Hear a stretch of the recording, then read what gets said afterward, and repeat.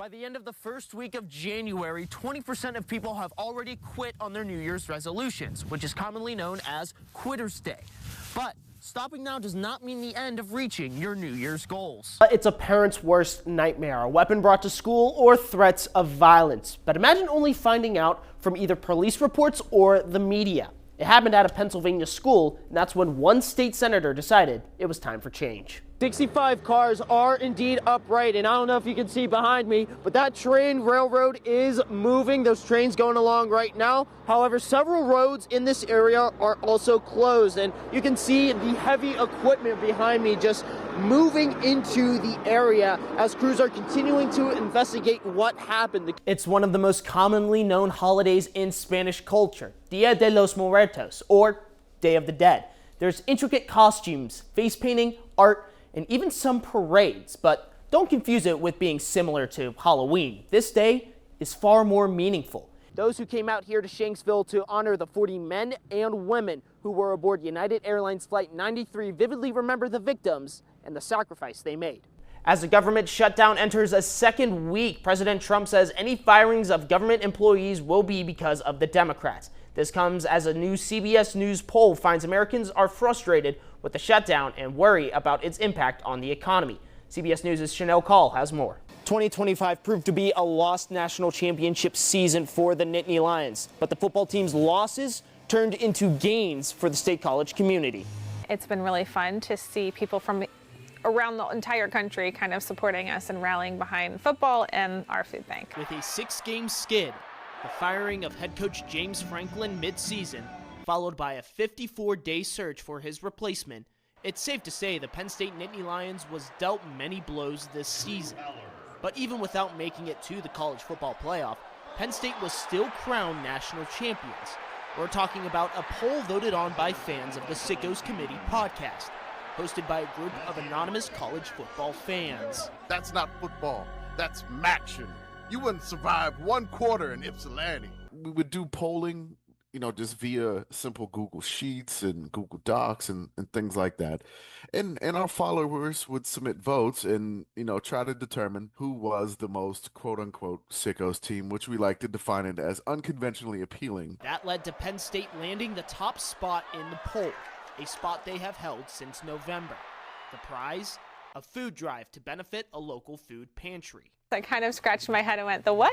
So it was nice. It was exciting to hear that there was more traction with the football and that more people were wanting to support our food pantry. A cause near and dear to the committee's hearts. Some of our committee members have been, food insecure, and especially with the economy the way it is, we like to help those that are less fortunate and want to give something back to the community. This marks the 5th year the group has done a food drive, helping out food banks in Nebraska, Iowa, and Florida, totaling nearly $40,000 raised. The drive has raised $1,800 3 days into the campaign, not including the $8,000 from BYU fans during the search for a new coach. A lot of time and energy and money goes into college football, so it's really wonderful to see it going back into the community for good. I want to have fun. This is supposed to be fun. It's college football. It's awesome. It's supposed to be fun. It's even more special around the holidays and bowl season.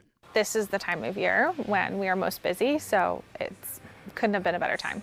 We want you to have a good time with the college football, and we want you to put good back into the universe. The food drive will continue on until January 2nd. To make a donation in name of the podcast, you can find that information over on our website at WTAJ.com.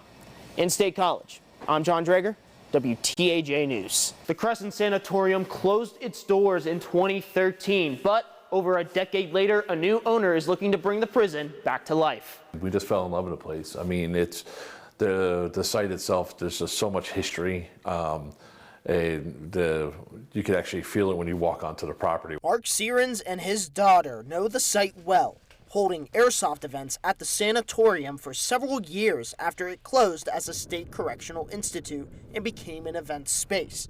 But when it fell into new ownership, when they got evicted, we left. We kind of had to leave because, we didn't have a place to go anymore because, they were new tenants. Those tenants turned it into a haunted house experience, but recently decided to sell the property. and the Sirens didn't hesitate. We came up and did a site visit to do one of the tours, and we saw some of the deterioration. He goes, now is the time, because if we don't move, it's not going to last another year or two.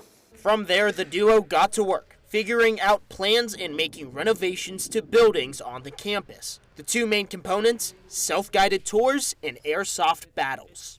Some people are looking for paranormal, other people want to just urban explore, take photos. Players wanted airsoft, so we're going to be doing airsoft events up at the main portion of the prison. A setting they say will feel like the scenes you see in video games. You got like open cells and the doors are open or they're missing. And so you get to run through there, run out, go into a whole nother building with a whole nother layout. So it's like, it's new to run into. And with more ideas in the works, their ultimate goal is to make Crescent a more lively area. We plan to bring a lot of stuff to this community and try to make Crescent a destination spot. Sirens tells me that the Crescent Sanatorium will be open to public self-guided tours on January 31st. In Crescent, Jon Draeger, WTAJ News. John, what changes could people see within the court system? The Blair County Courthouse hasn't been fully staffed for quite some time. For months, they've been operating with only 3 judges out of the 5 in the Court of Common Pleas. Now that the bench is back to full strength, court cases could begin to move quicker. We haven't had a full complement of our 5 judges for only 6 months of the past 4 years.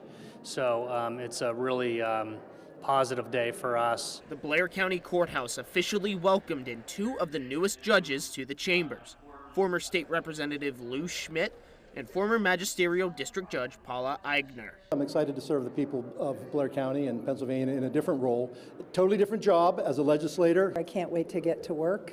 I wish it were already Monday. And according to President Judge Kegereis, their experiences will serve the court and residents well. He brings really strong experience, really good public service. I'm confident he's going to do well in his service as a judge. Judge Eigner has served the court already as a magisterial district judge for 2 decades and was a real active lawyer prior to that. But even so, there are still challenges to overcome in the first months of their new positions. As a judge, you are a nonpartisan and you're not an advocate, and your job is to be fair and impartial to the people in front of you. I have to keep reminding myself consciously I'm no longer a representative. I'm now a judge. And Judge Eigner says she'll spend time in the first few months to brush up on laws in areas that weren't covered in the magistrate's office. I haven't practiced custody law for 22 years, but I'm pretty familiar with that too. Divorce, support, all of the domestic area. All of the judges agree. One of the biggest benefits of a full bench is the ability to improve efficiency and sharing the workload. Being back to full complement now really gives us the opportunity to dig into that a lot deeper and be even more efficient and effective and just getting the cases moving, getting the docket moving. Several other officials were also sworn in today. The majority incumbents like District Attorney Pete Weeks and Sheriff James Ott. All terms begin on Monday.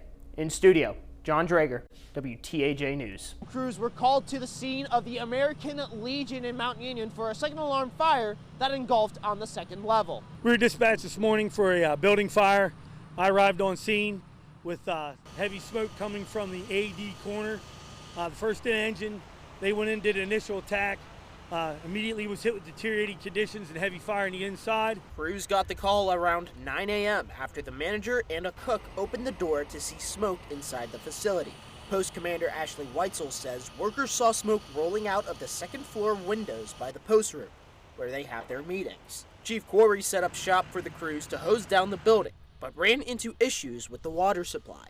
2 hydrants are currently down in this area, which is a grave concern for me and should be for the residents of Mount Union. That was the major problem we had right there, was water supply. And for the building, which was built in 1818, they made renovations during the COVID-19 pandemic, building an outdoor seating area and a smoke room. As you can tell, the building seemed deemed to be a total loss.